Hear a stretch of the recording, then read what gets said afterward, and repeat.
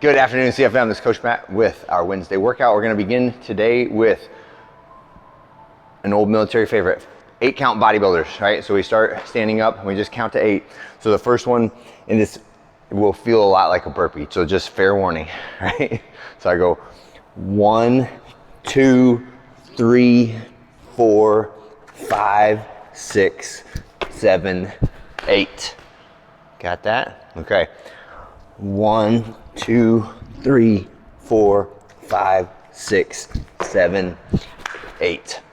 8-count bodybuilder. It's a push-up burpee with an additional kind of a grounded jumping jack in there, right?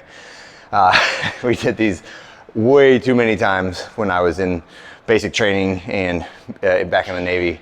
So it was fun back then. It's a little fun to remember now too, okay? Alternating arm kettlebell swings. I want to wake up a little coordination on this, but if it's early in the morning or if your brain's not in it yet, then just do single arm swings. If possible, I would like for you to wake up, again, that coordination by switching hands at the top. So if you remember what a kettlebell swing feels like, there's this momentary float, float, float, and then I will do a one hand float, switch. Float, switch, float, switch, float, switch. All right, that's a single arm kettlebell swing or single arm alternating hand kettlebell swing. Try it with a light one first. Don't try to slow it down too much. The kettlebell swing itself has a rhythm to it, and then when you add the alternating hand, it's a tight rhythm, and you have to follow it. You can't make it happen. You can't muscle it into happening.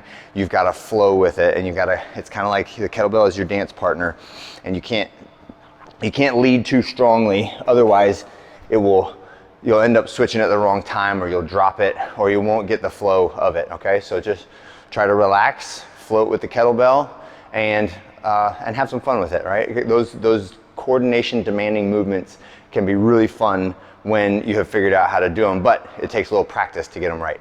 Okay, next we're gonna do some seated kettlebell bottoms up presses, and when we sit down, we remove the ability to move your hips around underneath you, which sometimes you can gain a little advantage by leaning your hips off one direction and your shoulders the opposite direction, either to catch your balance or to create more power. And the seated version makes it actually a little bit more challenging because now my hips can't help out at all, and I just gotta stay really tight in the core, press that kettlebell straight up, and reset to my shoulders. As always, you can use your hand up here if you're worried about it falling and giving you some unintended dental consequences, and keep that hand up in front of your face to catch it, okay?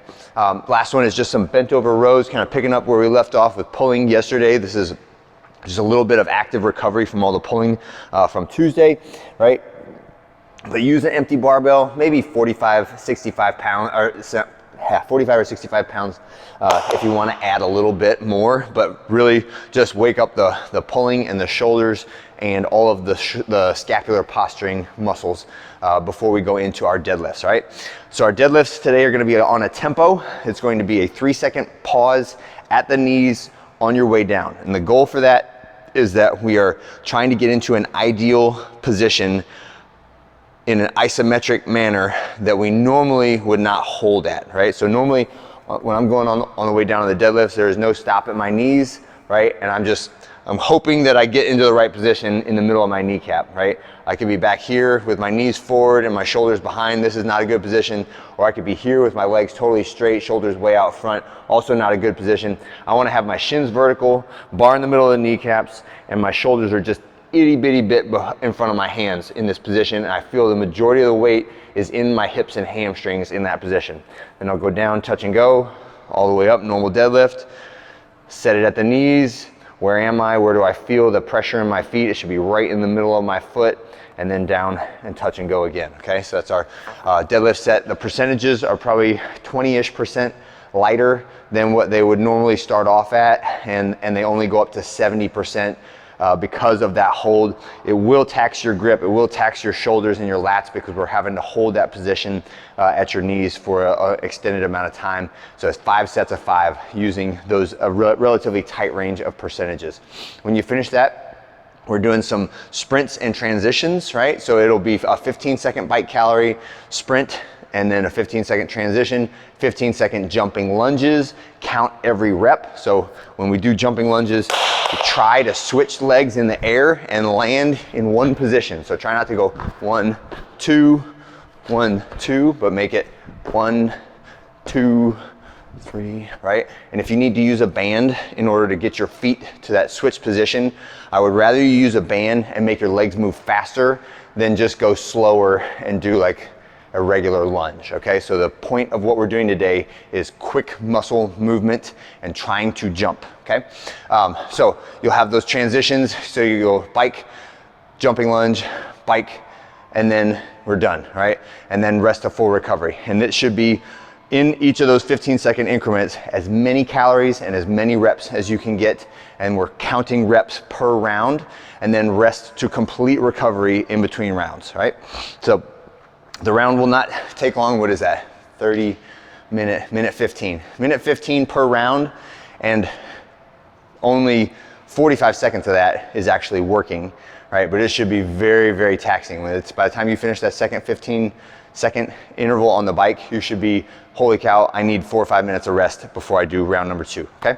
So keep track of those numbers, try to keep your numbers consistent, but also recognize if you're putting in a healthy effort on the first round, your second round should not be better, right? If your second round is better than your first one, you know what that means, all right? So try to really put out on these, and that's how you get the results from a workout like that. There is some extra credit for lower body when you're done that is bulletproofing for the knees, the ankle, the Achilles, so make sure you ask a coach about that if you're interested in that.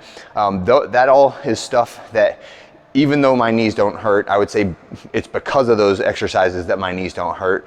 It is the daily maintenance or the weekly maintenance that we do on our joints when we're not in pain that it prevents pain in the future. So it's not just a reaction to an injury, it's prevention for future injuries, okay? So that's the purpose of doing that stuff. It is worth your time, even if you just do one round of it, right? Just hit like a single set of 8 reps with a front foot elevated split squat, and that will help you out, okay?